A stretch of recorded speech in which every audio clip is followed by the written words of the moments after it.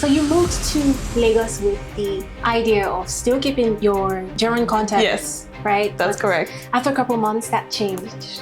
Yes. So what would you say happened? What did you see that made you want to stay here and focus more on Nigeria? Yeah, it was very surprising to me as well, because when I moved here, I would post videos in German, right, for my German audience. And then two things happened. First of all, the videos were not shown to German people anymore because of my location. Right. And all of a sudden, Nigerians would text me, say, hey, we don't understand German, but we understand that you talk about AI. And we want to learn about AI, so please, can you teach us? And I'm like, okay, what's going on here? So every time I talk to, decision makers, business owners, I realize that they are aware that AI is this technology that can really, change how businesses are operating, but they haven't started that journey yet, right? They've dabbled a bit with ChatGPT or Claude, but it's not integrated into the processes. I think in general, Nigerians are very open.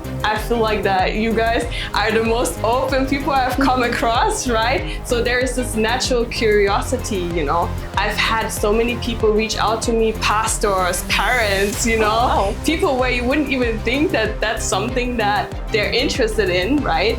But yeah, they're like, okay, I understand that this is really changing the world at such a rapid pace and I want to be part of it. Speaking about the adoption of AI to businesses, how would you, or rather, what would you advise someone who doesn't have an idea on AI?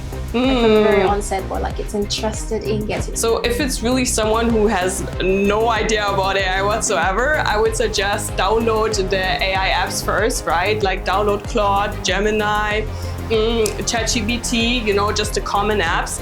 And then let the AI interview you as a business owner. Let the AI understand what your business looks like and understand the context that you're operating within.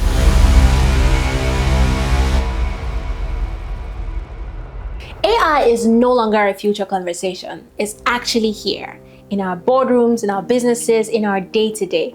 But the real question is, are we actually using AI or are we just talking about it? Welcome to the Techeconomy AI Podcast, where we go beyond the headlines and have conversations about tech, business, and the economy. I'm your host. My name is Bukia Mosun, and today we are talking about one of the most important topics right now, which is AI adoption in Nigeria. And to help us unpack all of this is someone whose perspective is genuinely unique because she has trained executives in companies like Siemens and Bosch in Europe and is now on ground in Lagos, working directly with Nigerian businesses and corporate teams on AI adoption and implementation. Please welcome Mira Wörgötter. Get that right? That was perfect. I'm so impressed. Not many people can pull that off. So it's good to have you here, Mira. I've been looking forward to having this conversation actually. So before we get into the business of AI, right? So I just want to start with you. Because you are a very important part of the entire story. So something interesting I came across on your LinkedIn, yeah? So you moved to Lagos with the idea of still keeping your German content. Yes, right? That's correct. After a couple months, that changed. Yes. So what would you say happened? What did you see that made you want to stay here and, focus more on Nigerian businesses? Yeah, it was very surprising to me as well, because when I moved here, I would post videos in German, right, for my German audience. And then two things happened. First of all, the videos were not shown to German people anymore because of my location. Right. And all of a sudden, Nigerians would text me, say, hey, we don't understand German, but we understand that you talk about AI and we want to learn about AI. So please, can you teach us? And I'm like, okay, what's going on here? So I was making a test video in English, just explaining why I made the decision to move to Nigeria and what I'm doing, and it went so well. And people would comment, they would send me direct messages. And I'm like, okay, I think I need to explore this more. So I would just start, posting in English. And yeah, that's then when I saw real traction and engagement. So I guess that explains how you gained over 4,000 followers on TikTok. That's crazy, right? I know. I also feel like Nigerians are I love to create content for Nigerians because they're so engaged. They share, they repost, they comment, So yeah. So now to the order of the day, right? So I have a couple questions lined up for you, and I'm Yes. excited about the conversation we're going to have. So when you look at how Nigerian businesses are currently using AI in like their day-to-day operations, what are some of the most common cases you've seen across, small businesses, big companies and the likes? What are some of the common like use cases you've seen? I don't want to disappoint you, but unfortunately, I don't think we have the use cases yet. So every time I talk to, decision makers, business owners, I realize that they are aware that AI is this technology that can really, change how businesses are operating, but they haven't started that journey yet, right? They've dabbled a bit with ChatGPT or Claude, but it's not integrated into the processes. All right. So what would you say, now coming from a perspective where you've worked with executives from like other companies in Europe, so what would you say are like the entry points into AI conversations? What differs between Nigerians and Europe? Okay, interesting. I feel like in Europe, a very crucial topic is data protection and also the awareness that in Europe, businesses are dependent on American infrastructure, right? So they use AI tools that, were invented in America. And then that's the biggest conversation. I think in Nigeria, it's a more pragmatic approach. It's about how AI can help me today, right? Not yesterday, but today. So it's more about the actual impact that AI can have. And it's like the ethical concerns are still there, but I feel like they're not as prominent. All right. So from what you said previously, would you say Nigerian businesses are just more excited about the idea of AI without actually utilizing it yet? I think so. I think in general, Nigerians are very open. I feel like that you guys are the most open people I've come across, right? So there is this natural curiosity, I've had so many people reach out to me, pastors, parents, people where you wouldn't even think that that's something that they're interested in, right? But yeah, they're like, okay, I understand that this is really changing the world at such a rapid pace and I want to be part of it. Right. So what would you say that excitement actually looks like on the ground? Like what are some things people are asking you to teach them? Yes. Like you mentioned pastors and the like. I'm actually interested in that. I want to know how I actually correlate. So what they ask me mostly is how they can save time with, the operational processes within their business. So, when you have to send out emails, or for example, with this church, they are making a lot of flyers, right, to advertise their program. And all of these things, if you do them manually, it costs a lot of time, right? And it can create a lot of inefficiency because errors are happening, delay is happening. A person might forget to send a report, and then the advertisement for the next program cannot be processed because the person forgot to send the agenda. Things like that. So I think that's where especially business people, they have this awareness that Nigerian businesses need to be more efficient, to reduce that friction within the processes. All right. So speaking about like the adoption of AI to businesses and the likes, how would you, or rather, what would you advise someone who doesn't have an idea on AI like from the very onset, but like it's interested in getting into it? So if it's really someone who has no idea about AI whatsoever, I would suggest download the AI apps first, right? Like download Claude, Gemini, ChatGPT, just the common apps, and then let the AI interview you as a business owner. Let the AI understand what your business looks like and understand the context that you're operating within. And then also pick a specific goal and let the AI help you to reach that goal, right? I think that's the most pragmatic and most rewarding thing you could do immediately without having a lot of knowledge about prompt engineering, context engineering, Yeah. Because you go online and then you see a lot of people actually lay a lot of emphasis on the whole prompt engineering. I understand that what the prompt you give it depends on the kind of results that you get eventually and all of that. So, and a lot of people don't even have that understanding. In fact, yeah, I'm still surprised because there's still quite a number of people right now that don't even have an idea of AI. Still, in as much as it's a conversation that is everywhere at the moment, there are still some people that are literally so confused and so absent-minded about it. Absolutely. That's right. All right. If a Nigerian business owner somewhere behind the camera today were watching this conversation we're having right now, and they haven't touched AI yet, just like the first emphasis we laid. So what would you say are some of the things that they could do, that they could implement by, let's say, next Monday? Yeah, I would say use AI as a personal assistant, right? So it's already possible right now to, for example, very easily, very effortlessly connect Claude with your calendar. And then instead of always having to check your calendar, you can just ask Claude, hey, what does my schedule look like? What are the slots that, are available next week? And then when you are arranging an appointment with, a client or whatever, you can compose the email, and you can let also Claude compose the email, right? So it's really that, to start with thinking, where is my, in my business operations, where do I take a lot of time, right? Is it email processing? Is it, writing comments on social media? What is eating up all my time?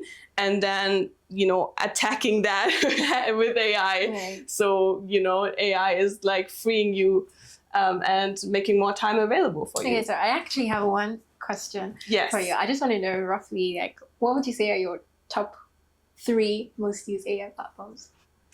So I would say I'm tool agnostic. What that means is that I always try to not be dependent on one tool, always make sure I use different tools, because every tool has its own perks, right? For example, Claude is very powerful, but we all know that the tokens are burning out, you burn tokens so fast, it's so annoying. Especially when you attach a document or an image. Yes, exactly. So for that, then I might switch to Gemini if I have to process a lot of information, right? But I would say my most used tools are actually Claude, Gemini, and then also Notion. Notion is a knowledge management platform, and it has a lot of AI features that are integrated within the tool, which is really convenient because you don't have to tool switch, Right. I understand. All right. Yes. Makes sense. So yeah. How long have you been into AI? I would say I'm not this kind of person who's I've always known about AI. I've always been so passionate about tech and computers and coding. Right. And no, but when ChatGPT happened, right, and then OpenAI made it available to people through an app, and I was I had that epiphany that now you can talk to computers with natural language. That's crazy. Right. I don't have to know how to code anymore in order to delegate to very intelligent systems. Right. So that's when I got curious. So that was I think 2.5 years ago is when it got viral, ChatGPT. And then I started using ChatGPT, and then I just fell into this rabbit hole, right? Wow. And I'm oh, this is so powerful. I want to know everything about this, right? All right. So Mira, speaking on some common mistakes and mistakes that company makes when adopting AI into their system. You've worked with Europe, and now you are here in Lagos, Nigeria. So what would you say are the most common mistakes that maybe you see organizations make when they try to implement AI into their systems? I love that question. And I think, funnily enough, the root cause is the same when we look at Germany and Nigeria. Because how Germany is using AI right now is we need more efficiency, but Germany is already an expert when it's about efficiency. They're the efficiency king, so they don't need more efficiency. They should use AI in a different way, and they should use AI to actually compensate for their weaknesses. And the same as in Nigeria. Right now, I see that Nigerians, they're how can I make money quick with AI? But Nigerians are already really good in hustling and grinding and, being flexible and adaptable. So how they should use AI is the opposite again. It's to build processes that are sustainable, right? And that make the business more efficient. So that's what I would say, yeah. So those are like the common mistakes that they make. So would you say from this thing you've actually mentioned, would you say that that's more like a tech problem or a people problem? I would say that's definitely a people problem. It's the perception of what AI is doing to our work environment and how we need to change the way we work, right? So it's not only about the tech setup and the tools, it's much more about how we define our roles in the future, because we already see that, for example, with social media management, a lot is being done by AI. So what does that mean as a person who's working as a social media manager, right? How do they spend their time now when the tasks are different? Yeah. All right. So I understand that Nigeria has its own barriers, you know, it has its own infrastructural gap and all of that. Tell me about it, NEPA! Looks like you have a lot to say with regards to that. But my major question is going to be basically, how do like those changes, you know, how does it affect how you approach like your AI training, you know, compared to Europe? So first of all, having that awareness. And I love that I'm now here on ground in Nigeria, because I can see what's going on, right? And I can see all these like challenges, like power outages. So first of all, we know that this is a thing, and we know that we need to address our workflow to, you know, build around these challenges. And Nigerians are already really good at it, right? We see it with the generators and the inverters. Like every Nigerian is already an engineer, you know, because the system forces them to be that. So yeah, and then looking specifically at tools, for example, that can run offline, right? Because if you have a tool that runs offline, you don't need to rely on stable Wi-Fi connection and power. So yeah, exactly. So for example, locally hosting, right? Hosting and large language models, what's it called, on your device. So you can have access to it whenever you need it, and it's not defined by, you know, how stable the power is, if you have access to your data or not. All right. So another question is, you know, there is a risk of companies actually having access to AI platforms, but not integrating them into their systems. How do you tell when a company is actually utilizing AI and when they just, you know, have them behind the scene? They keep talking about it, but you can't visibly see that, oh, these particular set of people are using AI. That happens a lot. I think there's a lot of FOMO going on right now, where people are like, okay, they just jump on the hype. They test out 10 different AI tools, and then they're not actually productive, because AI is tricky. It makes you believe that you're productive, but sometimes you actually spend more time on telling it what it should do for you than just doing it yourself. Right. So I would say the companies that are successful with using AI is the companies that understand that it's not only about the tools, and you can't just dump AI on your processes. You need to shape your processes around AI, right? So that AI is actually integrated well with the way you work, right? So that's what I see with companies that are successful. They put AI in the heart of their business. So from your experience on both sides, talking Europe and then now in Nigeria, right? What would you say is one misconception that European businesses have about AI, and one Nigerian businesses have around AI?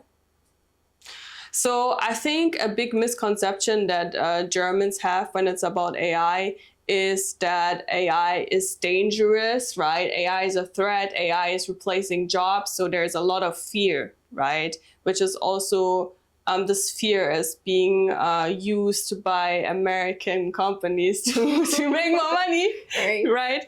But yeah, so that's the misconception for Germany. And for Nigeria, I would say that maybe a misconception might be that AI is something that you can learn quick and that you can just adapt quick, and that it doesn't need a foundational understanding and a sustainable way of integrating it.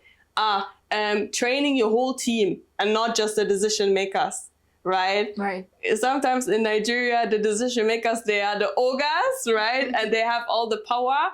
It's also important to empower your team, because this is how your business is operating, right? It's not only one person. It's the everyone is contributing to the success. All right. So you mentioned something in this answer where you said AI might be coming for like your jobs and stuff like that. So I'm pretty sure you've heard that even here in Nigeria, where people go, oh, you know what, AI is coming for your jobs. So do you think that that's the case? Because there are a lot of conversations going around, like a lot of people are, some people are even afraid right now because they feel, oh, if I don't know how to use AI in like the end of this month, my job is probably going to be out of my hands and all of that. So what's your take on that? Do you think that AI is actually coming for the jobs of individuals, or do you think people can utilize AI to be more efficient in delivering their individual job roles? I think both is true. I'm not going to gaslight our audience. I'm not going to say that AI is not coming for your jobs, because it absolutely is. I have people reaching out to me quite frequently who said that they lost their job to AI. And that's when they realized that they need to learn AI. I'm like, that's probably a bit too late. You should start earlier. And the other thing, what you also said, is that can also be very empowering, and that it's also leading to new job opportunities, right? And especially for business owners, people who might not have the budget to start their business, now they can use AI to, to start their business with much less resources. Right. All right. So still speaking of AI, right? Coming to like corporate teams, for example, talking departments like HR, finance, operations, and the like. So where do you see like the fastest and I would say most meaningful win in AI adoption? So I would say the fastest and the meaningful is not necessarily the same department. I would say the fastest is with marketing, because you don't have that much regulation, right? You can test and experiment at a very fast pace. And I would say the most meaningful is operations, which also takes the longest time, because you can't just experiment. You really want to test first and really be careful also when you introduce new operations, for example, for your customers, so they're not overwhelmed, right? Or if you integrate it into your platform, right? You don't want people to be confused. So it takes more care and consideration. Right. So last question, actually. So from your like trainings that you've handled here in Nigeria, what is one thing you would say, maybe, I don't know, I think I want to say like a wrong use of AI that you've noticed?